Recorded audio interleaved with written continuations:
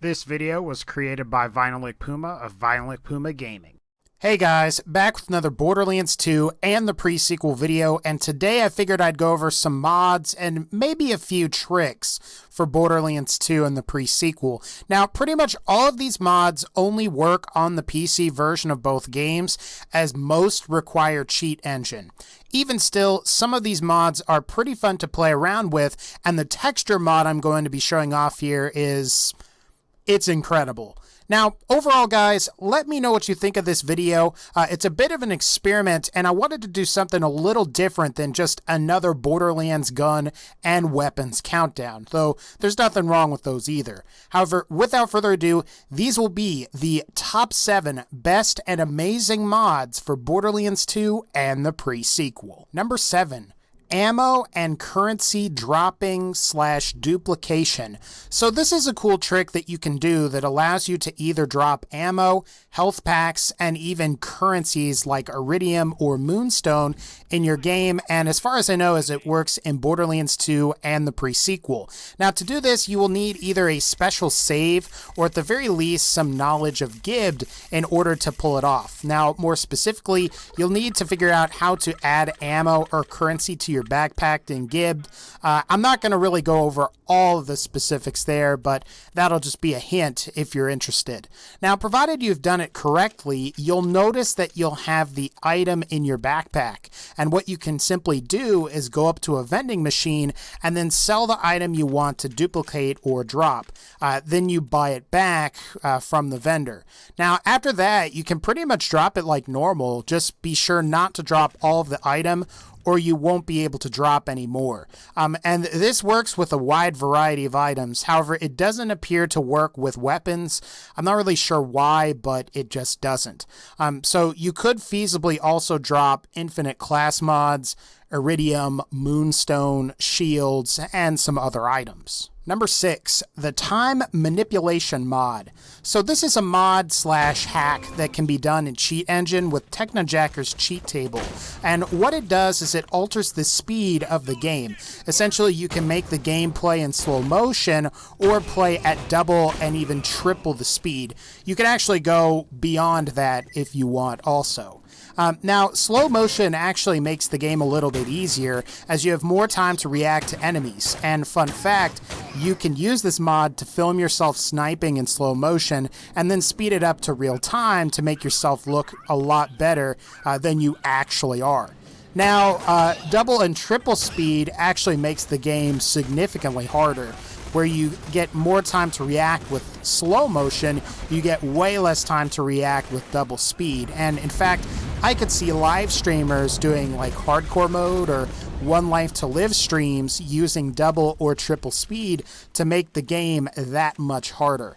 Hardcore mode at triple speed would definitely be much harder than hardcore at regular speed, and you have never seen a scarier thing as a rabid skag or like a rabid enemy that is at triple speed. It's terrifying. Number 5, manufacturer glitch mods. So I think this is either a glitch or it's just the way that some weapons are coded in Borderlands 2 in the pre-sequel, but at the very least, we'll just say that these are synthetic items that should not drop in your game. Now, that said, these aren't going to make you like this super ultra elite vault hunter or anything. They're not going to like one-shot Terramorphous or anything, just to give you an idea. But Borderlands 2 has 1 pistol and 2 assault rifles with projectile multipliers, as does the pre-sequel. They are the Jacob's Pepper Box, which was cut from Borderlands 2, and both the Jacob's Gatling gun and the Dahl double tap rifle. Now, by changing manufacturer values, you can transfer these projectile multipliers from one manufacturer to another. There's also a trick where you can take Jacob's weapons with Dahl barrels and change the manufacturer to Dahl to make burst-fired Jacob's weapons as well. Now, to be honest, the sniper rifle is horrible when you do that. However, the pistol and the assault rifle are fairly decent, but they aren't going to be like game-changing or anything. And like I've been saying, while these modifications make the guns themselves better, a lot of these weapons aren't going to be stronger than any of the legit weapons that you can find in the game. So what I mean is that guns like the Interfacer, Unkempt Herald, Norfleet, Kanada's Laser, and some others will still continue to be better than some of these weapons. Number 4, the Super Jump Gun mod, and this will be Borderlands 2 only. Now, as far as I know, this was made by either Deftoned and or the Seven Sins modding community. Now, the Super Jump Gun is a modded weapon that used to be possible on the console versions of the game. However, like many of the other Black Rarity weapons, it got patched out of the game before Digistruct Peak came out.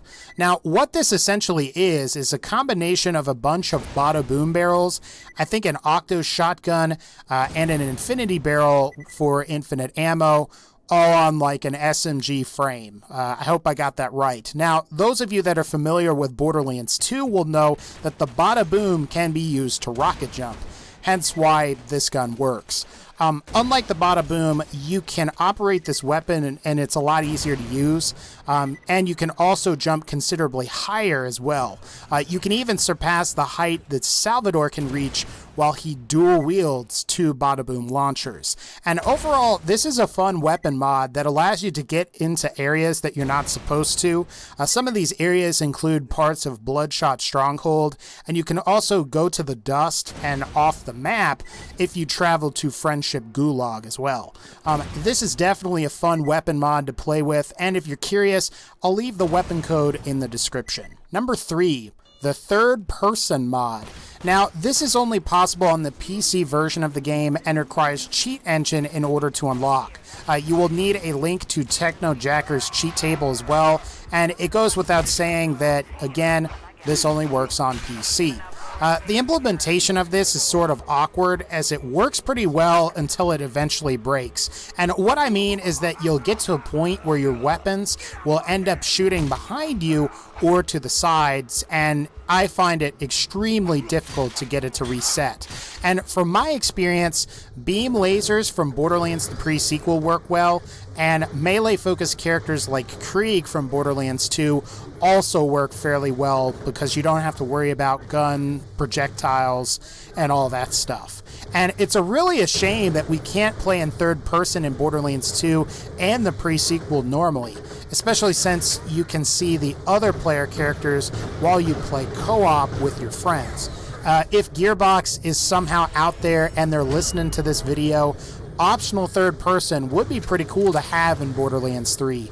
And plus, it seems like it'd be pretty easy to implement with Unreal Engine 4 or 3 or whatever you're going to use. Number 2, the slow projectile low gravity guns and weapons mod.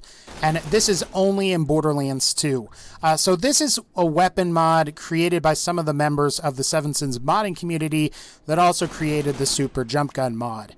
And this weapon consists of parts from several different weapons like the Ahab, Seraphim, and Orphan Maker, which all have fairly slow projectiles.